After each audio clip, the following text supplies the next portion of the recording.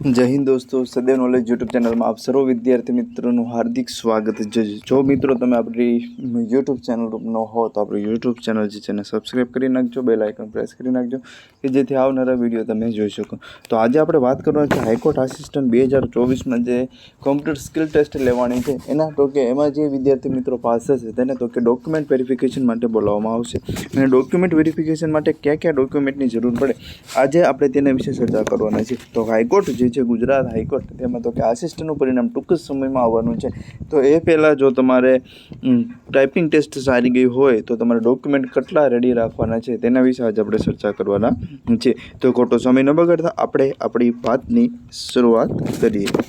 તો પહેલાં જે છે તો કે પહેલું ડોક્યુમેન્ટ તમારે શું જોઈશે કે પહેલું ડોક્યુમેન્ટ જે છે એ તમે જે ફોર્મ ભરેલું છે ફોર્મ ભર્યું ત્યારે તમારે તો કે પ્રિન્ટ હશે એ ફોર્મની પ્રિન્ટ તમારે અહીં જોઈશે, બરાબર। તો કે ફોર્મ જે છે એ ફોર્મની તમે પ્રિન્ટ તમારે આપવાની છે। એટલે ઓનલાઈન ફોર્મ ભર્યું છે ત્યારે તો કે ઓજસ ઉપર તમારે પ્રિન્ટ આવેલી હશે અથવા તો તમે જો સેવ કરેલી હોય તો સેવ કરેલી પ્રિન્ટ જે છે એની એક કોપી તમારે વેરિફિકેશનમાં જાઓ ત્યારે તમારે જમા કરવાની રહેશે, બરાબર। એ ન હોય તો તમે જે છે એ તો કે જ્યારે ડોક્યુમેન્ટ વેરિફિકેશન આવે ત્યારે તમે તેની વેબસાઇટ ઉપરથી ડાઉનલોડ કરી શકશો। ત્યારબાદ તો કે તમે જે ફી ભરેલી છે ફીની રસીદ પણ તમારી પાસે હોવી જોઈએ, બરાબર। તો તમારે બે વસ્તુ તો કે પ્રિન્ટ એપ્લિકેશન ફોર્મ ભર્યું છે તેની પ્રિન્ટ અને એનું ચલણ જે છે તમારી પાસે હોવું જોઈએ।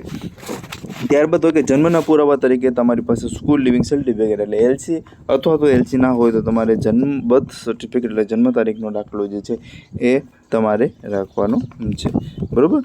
ત્યારબાદ જે છે ત્રીજું સર્ટિફિકેટ છે તો કે ત્રીજું સર્ટિફિકેટ આપણી પાસે કયું છે તો કે ત્રીજું સર્ટિફિકેટ જે છે એ એજ્યુકેશન ક્વોલિફિકેશન તો તમે એસએસસી એચએસસી યુજી એટલે કે તમે જે ગ્રેજ્યુએશન કરેલું છે તે અને પોસ્ટ ગ્રેજ્યુએશન કરેલું હોય તો તે તમામની જે છે માર્કશીટ તમારે જે છે એની પ્રિન્ટ કઢાવી રાખવાની છે અને એની જે છે એ તો કે એના ટ્રાયલ સર્ટિફિકેટ છે, બરાબર। પહેલાં તો કે બોર્ડ દ્વારા આપવામાં આવતા અને સ્કૂલ દ્વારા પણ આપવામાં આવતા, બરાબર। તો અલગ અલગ જેની પાસે સ્કૂલ દ્વારા આપવામાં આવતું હતું એ હોય તો એ અને બોર્ડ દ્વારા જે છે એ 12માની માર્કશીટ સાથે આપવામાં આવતું હતું તે તો કે ટ્રાયલ સર્ટિફિકેટ તમારે જોડવાના છે અને ડિગ્રી સર્ટિફિકેટ જે કોલેજમાં જે ડિગ્રી કરેલી હોય તેનું સર્ટિફિકેટ અને તમે પોસ્ટ ગ્રેજ્યુએશન એટલે કે માસ્ટર ડિગ્રી કરેલું હોય તેનું જે છે એ ડિગ્રી સર્ટિફિકેટ તમારી પાસે હોવું જોઈએ। અને જો તમારી પાસે હાલ ન હોય તો યુનિવર્સિટીમાં તમે જે યુનિવર્સિટીમાં તમારું ગ્રેજ્યુએશન કે પોસ્ટ ગ્રેજ્યુએશન કરેલું હોય ત્યાં જઈને તમે કહેશો કે મારે ડિગ્રી સર્ટિફિકેટ કઢાવવાનું હોય તો તમને ડિગ્રી સર્ટિફિકેટ આપવામાં આવશે। ત્યારબાદ જે છે એ ચોથું સર્ટિફિકેટ આપણે કયું દેવાનું છે તો કે ચોથું સર્ટિફિકેટ જે છે એ તો કે જીસીસીનું સર્ટિફિકેટ તો કે જીસીસીનું સર્ટિફિકેટ તો કે આ જે છે જીસીસીનું સર્ટિફિકેટ એટલે કે ટાઈપિંગની સ્પીડ તમારે 5000 વર્ડ કી પ્રેસ જે છે તમારે હોવો જોઈએ એટલે કે 20થી 22ની સ્પીડ હોય એવું સર્ટિફિકેટ તમારે ગુજરાતી અને ઇંગ્લિશમાં જે છે એ તો કે આ સર્ટિફિકેટ તમે ક્યાંથી કઢાવી શકશો તો કે કોઈ પણ પ્રાઇવેટ ઇન્સ્ટિટ્યૂટ હોય કે જ્યાં કોમ્પ્યુટરનું કોમ્પ્યુટરના ક્લાસ કરાવતા ત્યાં તમે જશો એટલે તમારે કહેવાનું કે આવી રીતે મારે ડોક્યુમેન્ટ સર્ટિફિકેટની જરૂર છે એટલે તમને ગુજરાતી અને ઇંગ્લિશનું સર્ટિફિકેટ જે છે એ તો કે એકમાં તો કે આ ભાઈને એટલી સ્પીડ છે અને સર્ટિફિકેટ તમને કાઢી આપવામાં આવશે।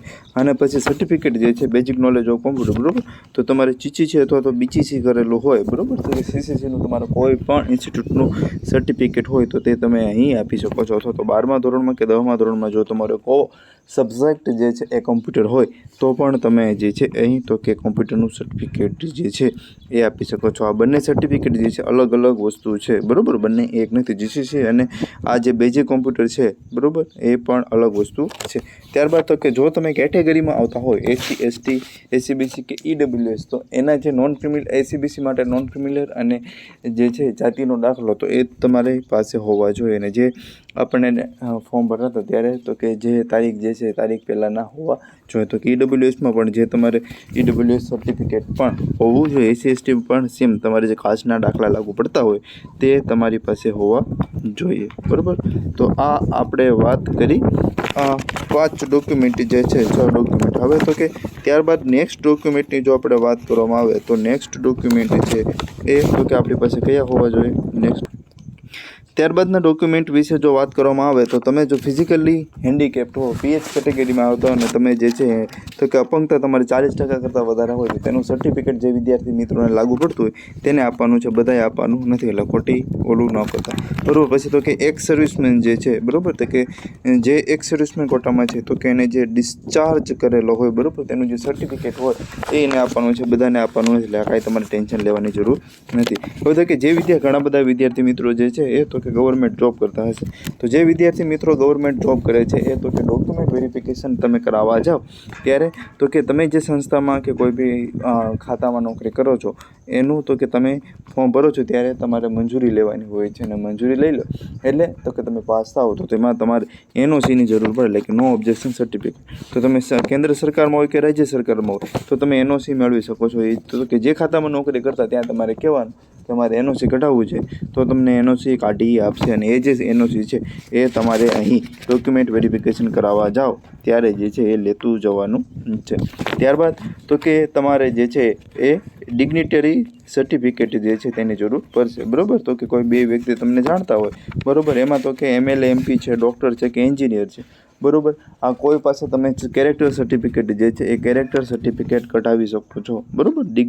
ડિગ્નિટરી સર્ટિફિકેટ એટલે તો કે આપણે એને ચરિત્ર સર્ટિફિકેટ તરીકે ઓળખીએ છીએ. તો કે જે કેરેક્ટર સર્ટિફિકેટ જે છે એ તમે તો કે કોઈ ડૉક્ટર, એન્જિનિયર અથવા તો MLA કે MP આ સર્ટિફિકેટ જે છે એ તો કે તમે 6 મહિનામાં કઢાવેલું હોવું જોઈએ, અને આ વ્યક્તિ જે છે તમને ઓળખતો હોવો જોઈએ. એટલે કે તમે તમારા ધારાસભ્ય જે છે એ ધારાસભ્ય કે સાંસદ સભ્ય પાસે જાઓ અને ઓફિસે જઈને કહો કે મારે જે છે કેરેક્ટર સર્ટિફિકેટ કઢાવવાનું છે, એટલે એ તમને સિક્કા ને સીલ ને એવું મારી દેશે, એની સહી અને મોબાઈલ નંબર બધું લખેલું હશે અને એ તમે કાઢી દેશે. એટલે કે આ બે વ્યક્તિ જે તમને જાણતા હોય એવા સર્ટિફિકેટ જે છે તમારે કઢાવવાના છે, બરાબર. આનું જો તમને ફોર્મેટ ના મળે તો કોમેન્ટ કરજો, હું તમને સેન્ડ કરી દઈશ. તો આ જે છે એ બહુ સિમ્પલ છે. આ સર્ટિફિકેટ કઢાવવા માટે હાલ તમે ફ્રી હોય તો કઢાવી નાખજો, એટલે કે તમારે પછી ડોક્યુમેન્ટ વેરિફિકેશન વખતે કંઈ પ્રોબ્લેમ થાય નહીં. ત્યારબાદ આપણે વાત કરીએ ત્યારબાદ તો કે ગવર્મેન્ટ ગેઝેટેડ સ્ટુડિંગ ચેન્જ. હવે ઘણા વિદ્યાર્થી મિત્રો જે છે તેનું નામ અટક અથવા તો ફાધરનું નામ જે છે એ ચેન્જ કરેલું હોય તો એના માટે તમારે તો કે તમે જે છે એ ગેઝેટમાં જે છે એ પ્રસિદ્ધ કરેલું હોવું જોઈએ, એટલે કે તમે એફિડેવિટ જે છે સાથે લઈ જાઓ તો એ તમે સાથે રજૂ કરી શકો છો જો નામ સુધારેલું હોય તો, બાકી તમારે કંઈ દેવાની જરૂર નથી. હવે તમારી ઉપર જો કોઈ કેસ થયેલો હોય કે તમારી ઉપર કોઈ ફરિયાદ થયેલી હોય તો કે એની જે છે કોપી તમારે આપવાની છે, અથવા તો જજમેન્ટ કોઈ આપવામાં આવેલો કે ચુકાદો આપવામાં આવેલો હોય તો એની કોપી જે છે તમારે લેતી જવાની છે જો તમારી ઉપર કેસ થયો હોય તો, બાકી તો આ કંઈ જરૂર નથી. હવે તો કે ID કાર્ડ તરીકે તમારું બધામાં સરખું નામ હોય તો આધાર કાર્ડ, પાન કાર્ડ અથવા તો ચૂંટણી કાર્ડ કોઈ બી એક ID હશે. જો આધાર કાર્ડ હોય તો વેલ એન્ડ ગુડ છે, બરાબર. આધાર કાર્ડની કોપી પણ તમારે લેતી જવાની છે, અને પાસપોર્ટ સાઇઝના ફોટા જે છે એ પણ તમારે સાથે રાખવાના છે. તો આટલા ડોક્યુમેન્ટ જે છે એ તમારે સાથે રાખવાના છે, બરાબર. અને આ જે છે તો કે તમારું ડોક્યુમેન્ટ જે તે અમદાવાદ સોલામાં થશે, બરાબર. તો કે ડોક્યુમેન્ટ ત્યાં થશે પછી તો કે એક કોપી ત્યાં લેવામાં આવશે, તમારું ઓરિજિનલ સાથે લેતા જવાના છે.